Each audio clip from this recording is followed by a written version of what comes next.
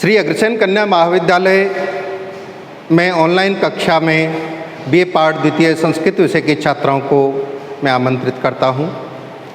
उनका हार्दिक स्वागत, हार्दिक अभिनंदन करता हूं। इस कोविड के कारण हमारे महाविद्यालय के द्वारा ऑनलाइन कक्षाएं प्रारंभ की जा रही हैं। उसमें आप सभी विषयों का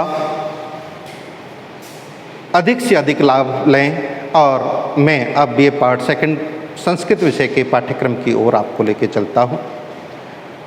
बीए पार्ट सेकंड का जो पाठ्यक्रम है वो कैसा होना चाहिए।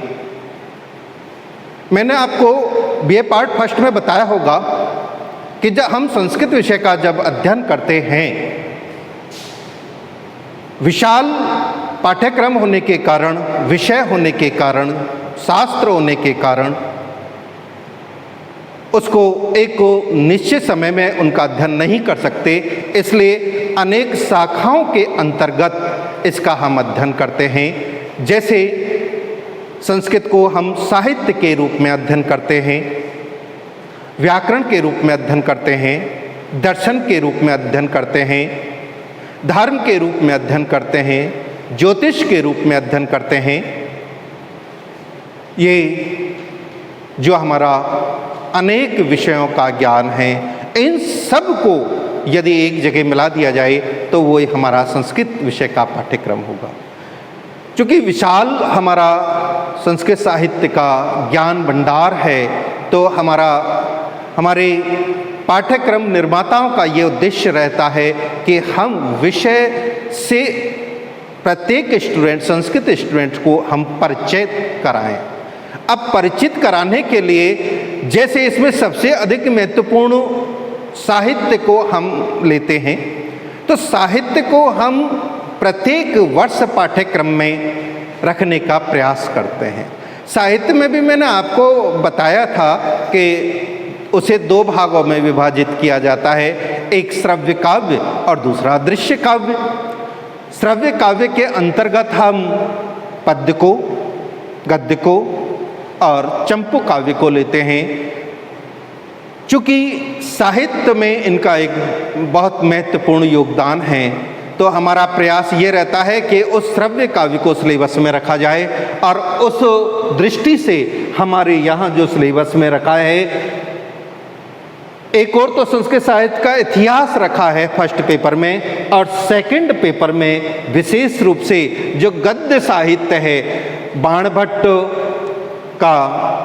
बाणभट्ट की जो कादंबरी है, उस कादंबरी में सुकनासोपदेश का विशेष रूप से वर्णन किया गया है। उस सुकनासोपदेश को बीए पार्ट सेकंड के सेकंड पेपर में सम्मिलित किया गया है। इसके बाद उस काव्य का जो दूसरा भेद है दृश्य काव्य, और दृश्य काव्य में विशेषकर नाटकों का प्रयोग होता है, और बिना नाटकों का पाठ्यक्रम में समावेश अधूरा सा लगता है। और उस दृष्टि से हमारे पाठ्यक्रम निर्माताओं ने जो नाटकों में सर्वश्रेष्ठ नाटक है महाकवि कालिदास का प्रसिद्ध अभिज्ञान शाकुंतलम नाटक, जो फर्स्ट पेपर है, उस फर्स्ट पेपर को इतना अधिक महत्व दिया कि उस एक संपूर्ण नाटक को 2 इकाइयों में रखा, फर्स्ट और सेकंड इकाई में। अब चूंकि उसका विशेष अध्ययन किया जाए, इसलिए उसके पाठ्यक्रम को 7 अंकों में विभाजित किया गया है। तो यहाँ सिलेबस में 1 से 4 अंक जो हैं वो तो अभिज्ञान शाकुंतल की प्रथम इकाई के अंतर्गत हैं फर्स्ट पेपर में, और 5 से 7 अंक अभिज्ञान शाकुंतल के फर्स्ट पेपर का सेकंड इकाई है। इसके बाद हम चलते हैं, यह हमारा संपूर्ण साहित्य के को आधार बना करके पाठ्यक्रम में रखा है। इसके बाद हमारा वेद ग्रुप आता है। उस वेद ग्रुप के बारे में भी विद्यार्थियों को जानकारी देनी चाहिए, क्योंकि फर्स्ट ईयर में तो हमने दी नहीं, तो सेकेंड ईयर में उसको देना हमारा कर्तव्य बन जाता है। और उस दृष्टि से हमने सेकंड पेपर में देवताओं के परिचय के लिए रिक्त सूक्त संग्रह नामक एक पुस्तक हमारे पाठ्यक्रम में रखी है, जिसमें अनेक देवताओं के मंत्रों का उल्लेख किया गया है। साथ ही ईशावास्योपनिषद में यहाँ उल्लेख किया गया है, वो भी हमारे सिलेबस में है। फिर हमारा आता है तीसरा व्याकरण। व्याकरण के बिना तो ऐसा लगता है कि कोई भी साहित्य, कोई भी भाषा अपूर्ण है। और विशेषकर हम संस्कृत भाषा की चर्चा करें तो संस्कृत भाषा तो पूरी वैज्ञानिक और व्याकरण निष्ठ है। तो व्याकरण का विशाल भंडार होने के कारण प्रत्येक कक्षा में इसको अनिवार्य रूप से पाठ्यक्रम में रखा जाता है। और सेकेंड ईयर में जो पाठ्यक्रम में रखा गया है वह है हलंत प्रकरण। इस हलंत प्रकरण को सिलेबस में रखा है। दूसरा, भाषा आनी चाहिए, उस भाषा को संस्कृत में लिखना आना चाहिए, उसके लिए कारकों का ज्ञान एवं अनुवाद, इसका भी विशेष रूप से स्टूडेंट को ज्ञान होना चाहिए और वो भी यहाँ सिलेबस के रूप में रखा गया है। इसके अतिरिक्त व्याकरण में प्रत्ययों का वर्णन किया गया है, समास का वर्णन किया गया है। और उन प्रत्ययों में से वैसे तो 3 प्रकार के प्रत्ययों का उल्लेख प्राप्त होता है व्याकरण में। एक धातु प्रत्यय जिनको हम कृदंत कहते हैं, एक शब्द प्रत्यय जिनको हम तद्धित प्रत्यय कहते हैं, एक स्त्री प्रत्यय जहाँ पुल्लिंग से हम स्त्रीलिंग में परिवर्तित करते हैं। उनमें से हम जो धातु प्रत्यय हैं कृदंत प्रकरण, वो फर्स्ट पेपर में 5वीं इकाई के रूप में छंद व्याकरण के अंदर कृत्य एवं कृदंत प्रकरण का यहाँ उल्लेख किया गया है। और सेकंड पेपर में हम समास के कुछ सूत्र हैं उनका भी हम अध्ययन करवाते हैं।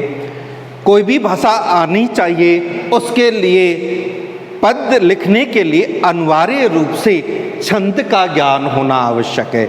और जब तक छंद नहीं आएंगे तब तक वह भाषा अपूर्ण ही होगी, उस भाषा का आपको पूर्ण ज्ञान ही नहीं होगा। इसलिए हमारे फर्स्ट पेपर के सिलेबस में छंद का भी उल्लेख किया गया है। लेकिन ये जो छंद दिए गए हैं सिलेबस में से, वो पर्टिकुलर हमारे जो प्रसिद्ध नाटक है अभिज्ञान शाकुंतलम, इसमें जो छंद प्रयोग हुए हैं उन्हीं छंदों का यहाँ पाठ्यक्रम में पूछने का उल्लेख किया गया है। इन सब को जब हम मिला देते हैं तो वो हमारा संपूर्ण पाठ्यक्रम बन जाता है। सेकेंड ईयर का फर्स्ट पेपर एवं सेकेंड पेपर। अब मैं आपको पुनः उस सिलेबस के बारे में बता देता हूँ। फर्स्ट पेपर का जो नाम है वह है नाटक, छंद, संस्कृत साहित्य का इतिहास एवं व्याकरण।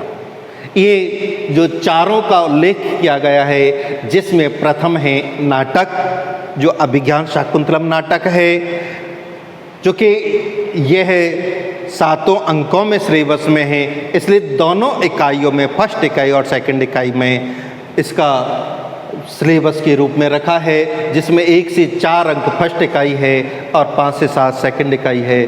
और थर्ड इकाई है अभिज्ञान शाकुंतल में प्रयुक्त छंद। फोर्थ इकाई है संस्कृत, लौकिक संस्कृत साहित्य का इतिहास और वर्तमान राजस्थान संस्कृत का भी उसमें पूछा जाता है। और 5वीं इकाई है व्याकरण, जिसमें कृत्य एवं कृदंत प्रकरण पूछा जाता है। सेकंड पेपर है आपका, जिसका नाम है वैदिक साहित्य, गद्य साहित्य, व्याकरण एवं अनुवाद। इस वैदिक साहित्य के अंतर्गत 2 पुस्तकें हैं हमारी। पहली पुस्तक है रिक्त सूक्त संग्रह है, दूसरी है ईशावास्योपनिषद। गद्य साहित्य के अंतर्गत है अपनी सुकनासोपदेश, व्याकरण के अंतर्गत है हमारी हलंत प्रकरण एवं अनुवाद हमारी 5वीं इकाई है, जो भी जिसमें कारकों का भी उल्लेख किया गया है।